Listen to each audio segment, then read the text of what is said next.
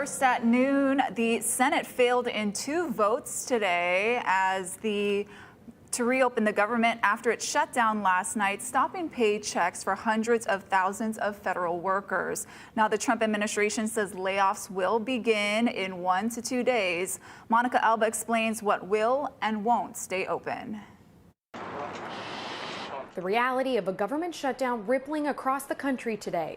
Just get your business done and get on with life. Some of the nation's most iconic parks, monuments, and museums closed, leaving tourists disappointed.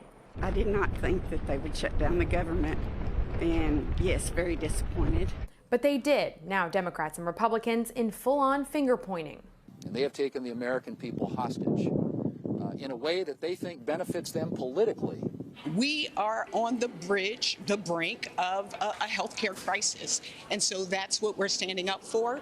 And we are standing up for those American workers. The standing rules of the Senate. Senators again today failing to pass measures that would reopen the government. The main sticking point, healthcare. Democrats want to negotiate now to restore funds to Medicaid and extend subsidies for Obamacare. Those expire at the end of the year, and analysts say without them, premiums will skyrocket. Republicans say they want to negotiate that later. With both sides digging in, Americans are weighing in.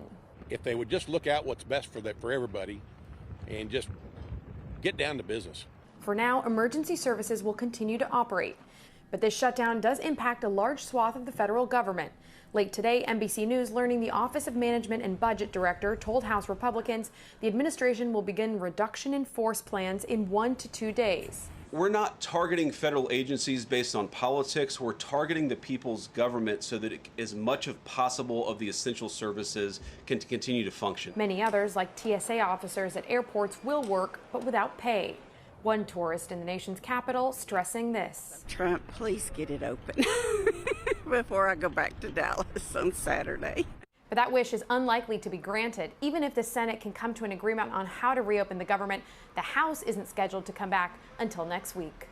Monica Alba, NBC News, Washington. Now, amid the shutdown, the future is uncertain for thousands here in the islands who need its services. Hundreds of thousands of Hawaii residents rely on Social Security and Medicare.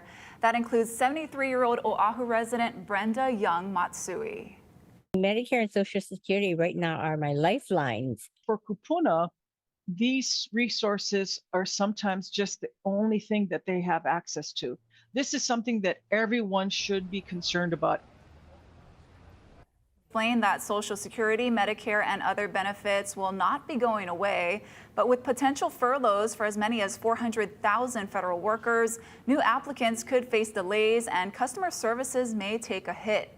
There are about 24,000 federal civilian workers in Hawaii. It's unclear how many could be impacted by the shutdown. And this is what it looked like at the Arizona Memorial this morning. A large crowd gathered outside hoping to visit the site. But because of the shutdown, we're told the National Park Service and the memorial's nonprofit partners had to sign an agreement in order to open the park. Many got tired of waiting and went to visit the other nearby sites like the Battleship Missouri Memorial. And the National Park Service is furloughing nearly 2/3 of its workforce due to the government shutdown, but the parks are still mostly open. As Gwen Baumgartner reports, there's significant concern about what might happen next. America's national parks are open to nature, yet partially closed by politics amid a federal government shutdown. Visitors can still witness much of the park's beauty, but areas like visitor centers, concession stands, and some bathrooms are closed. That raises concerns about potential problems. We know how people run amok when there's no supervision. During previous shutdowns, the lack of staffing has led to a lack of decorum. Trash piling up, restrooms left uncleaned, and in 2019, illegal camping and rampant vandalism like this damaged Joshua tree. You're just asking for these kinds of things to happen. Teresa Pierno is president of the National Parks Conservation Association. She says staffing for the National Park Service is down 24% since President Trump took office, not including seasonal hires. The NPCA is one of several groups arguing the park should close until the government reopens to avoid a repeat of 2019. We had scientists, that were cleaning bathrooms, and historians and interpreters that were doing other jobs, and therefore their jobs were going undone. And so now when you go ahead and you take away and furlough most of those employees and have a very skeleton crew, they have to choose what to do and what not to do. The uncertainty of what's ahead is also worrisome for private companies that rely on tourism. We're obviously going to do less business. No people, we're not going to be doing any business. The NPCA estimates gateway communities near the parks could lose $77 million a day, and the parks themselves $1 million a day from lost entrance fees. Gwen Baumgartner, CBS News, Los Angeles. Meanwhile, Governor Josh Green hopes federal workers affected by the shutdown will look for opportunities with the state through the Operation Hire Hawaii initiative. The program was launched under an executive order in February in an effort to fast-track the state hiring process in the midst of massive federal cuts. About 40 jobs in various agencies are available through the program right now. The governor is encouraging more agencies to post openings under the program. Honolulu police have arrested the man accused of releasing pepper spray while robbing the First Hawaiian Bank in Waikiki. The 66-year-old turned himself in around 4:30 yesterday afternoon. 18 people got sick from the chemical during Monday's incident. No one was hospitalized. A stabbing in Chinatown overnight landed one man in the hospital and another in jail. Police say the two men were arguing when one of them stabbed the other in the leg. It happened at around 9:30 p.m. The injured man was treated by EMS and rushed to a hospital in serious condition. Police arrested the suspect, a 43-year-old man, about 20 minutes later. He faces a possible assault charge. We have more details on how police tracked down Waikiki attempted murder suspect Cody Lucas. Court documents say surveillance cameras captured the 32-year-old beating a 65-year-old man with a brick at a bus stop last week Tuesday. The next day, officers arrested Lucas in a separate case involving a stolen car. There, they found the backpack and medication of the attack victim, who suffered a fractured skull and brain bleeding.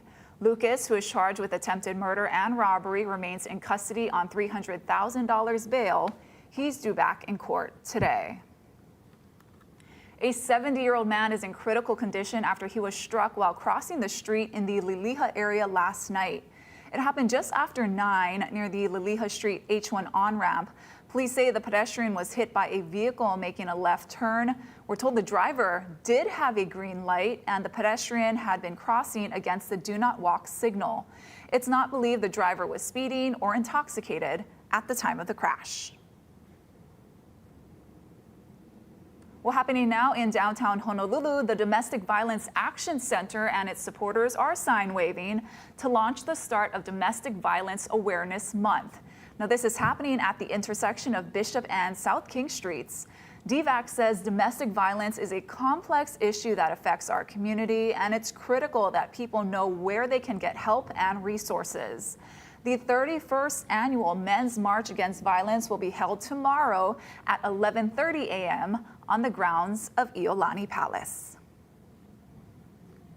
Hawaii County Police held a memorial service yesterday in Hilo for Archer, the 5-year-old drug detection canine who died in his handler's unattended car last month. The department says Archer was deployed 169 times and conducted more than 3,200 screenings. Criminal and administrative investigations into his handler are still ongoing. She has not yet been charged. New at noon, West Oahu residents now have an alternate route to access the Waianae coast between Nanakuli and Ma'ili'ili Beach. Pa'akea Road between Lualualei Naval Road and Hakimo Road is now open for public use. The State Transportation Department worked with nearby landowners to improve the roadway and install safety devices such as guardrails and signage.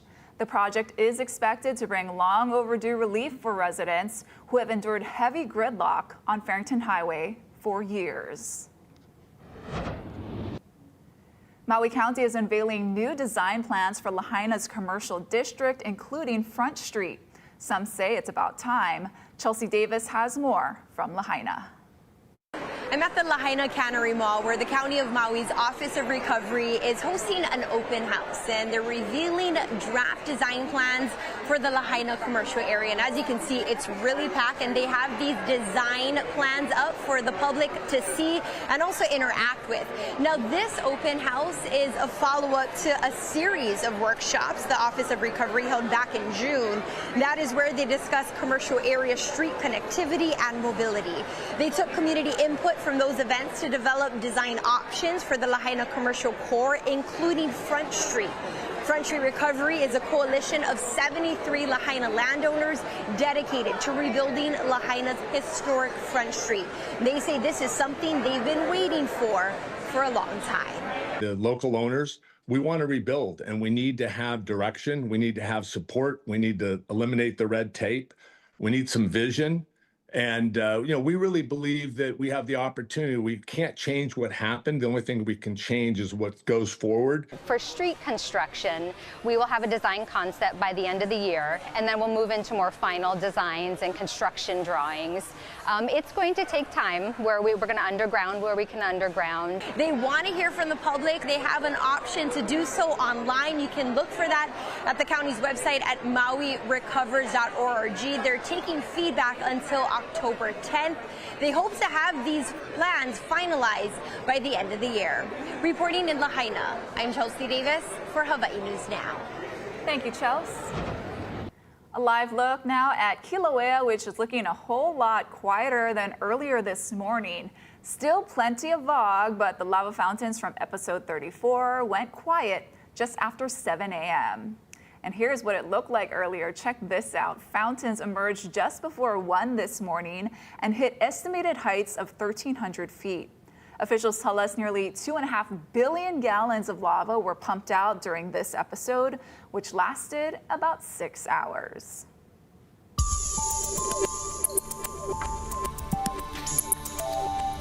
And of course, we're watching the fog forecast very closely over the next couple of days after episode 34 of the eruption out there. Yesterday, we were watching the overflow around the vent, but of course, we saw the fountains earlier this morning. Let's take a look at the exclusive fog forecast. It's courtesy of our friends over at UH Manoa. You're only going to find this here on Hawaii News Now. As we're going forward, most of the fog is expected to stay off to the west and southwest of Hawaii Island. However, we're expecting lighter winds in the back half of this week. So really Thursday evening into Friday, we might even see some southeasterly winds, allowing the fog to creep up towards the rest of the state. So we might be seeing some lowered air quality throughout Friday and maybe even parts of the weekend because of the most recent episode of the eruption. I'll give you a breakdown of this coming up.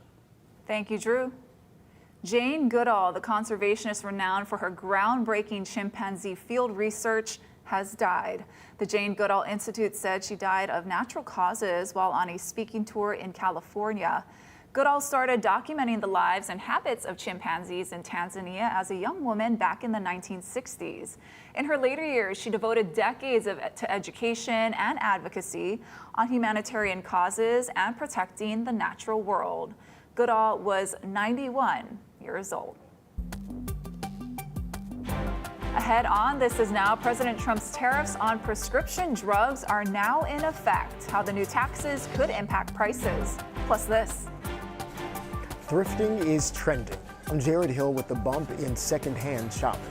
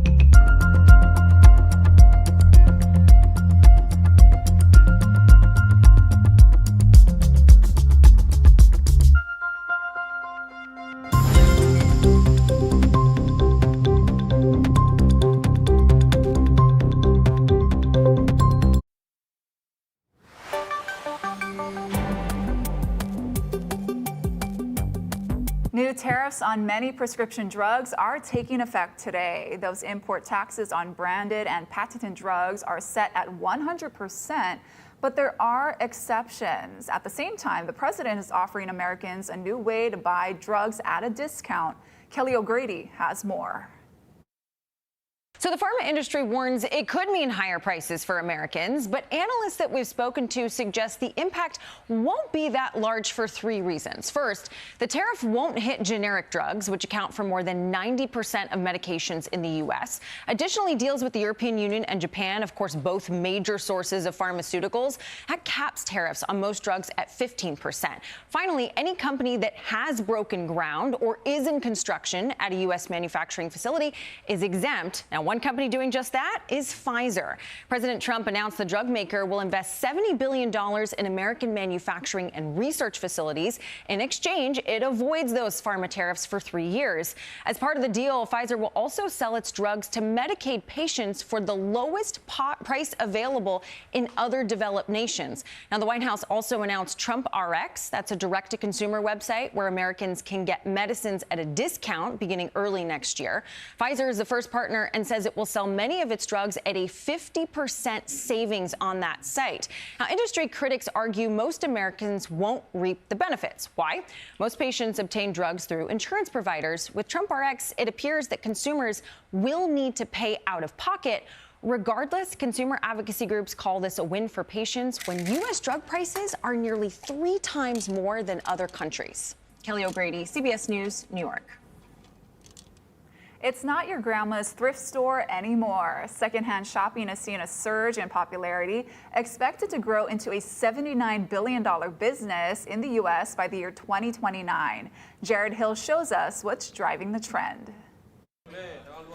It's the thrill of the hunt at the Reshop in New York, where secondhand shoppers can select from vintage, trade, and even upcycled fashion. You might find exactly what you're looking for, and you might find something that you're not looking for, but you still might end up liking it. Radiance Clinton is among the growing number of younger Americans who by 2029 are expected to account for more than 2/3 of extra spending on secondhand apparel. People are wearing secondhand clothes to the Oscars. People are wearing secondhand clothes to the Met Gala.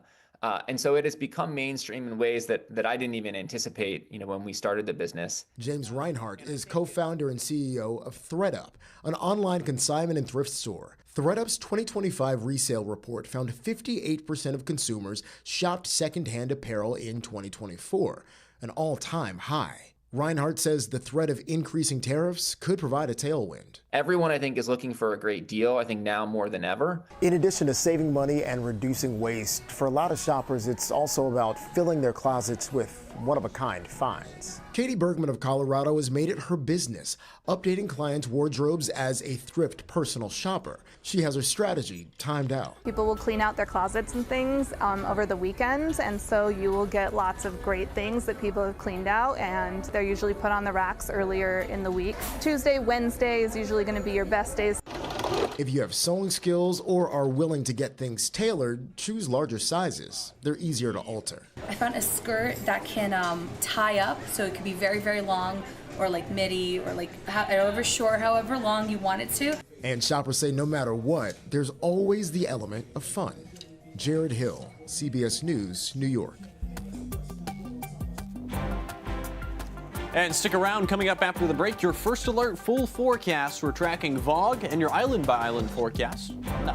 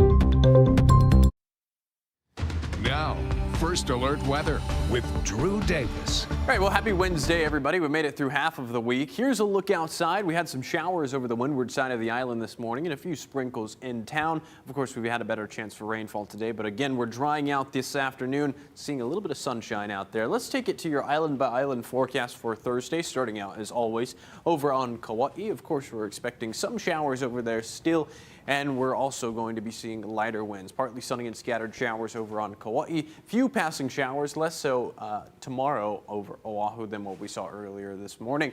89 in town, 83 in Kaneohe, and 86 in Kapolei. 85 in Kaunakakai tomorrow. Morning showers, mostly focus over the windward areas of Maui County. 89 in Kahului, 88 in Kihei, and then moving over to Kailua Kona. Of course, we're still seeing some fog out there from episode 34 of the eruption. 85 in Hilo, mostly sunny with some isolated showers out there. The northern portions of the Big Island will be seeing mostly sunny and breezy trades out there. Again, we're still seeing breezy trades out there today, but the winds are going to be weakening as we're going forward throughout the rest of this evening, Thursday and Friday. You can see that play out in our first alert windcast. So take note of the time here this afternoon. Still seeing somewhat breezy conditions, 24 miles per hour over in Kahului, but we're going to go further in time over to Thursday. This is Thursday afternoon, a little bit more southeasterly and also around 5 to 10 miles per hour across the entirety of the state. That's also the case as we're going into Friday afternoon. So slightly weaker winds will actually allow some of that fog from Kilauea to creep up towards the rest of the state. So we might be seeing lowered air quality as we're going into Aloha Friday and potentially out on Saturday. Our first alert futurecast as well. Going forward, not as much of a chance for rainfall as what we saw earlier this morning, but still a chance for some showers out there, some sprinkles. So don't just rule out rainfall completely as we're going over the next couple of days. And just paying attention to the north of us, there's a weak low pressure system just to the north of Kauai that's actually causing these lighter winds. You can see the storm that's well in the northern Pacific, also sending some swell energy our way. You can see that in our surf and shoreline forecast. North-facing shores around 3 to 5 feet, west-facing shores along with south and east-facing shores all around 2 to 4 feet for this afternoon. So let's break down your 7-day forecast. Mahalo to Kaulana for sending in the background photo. Lots of sunshine over the next couple of days. Again, we saw some showers earlier this morning, Saturday and Sunday.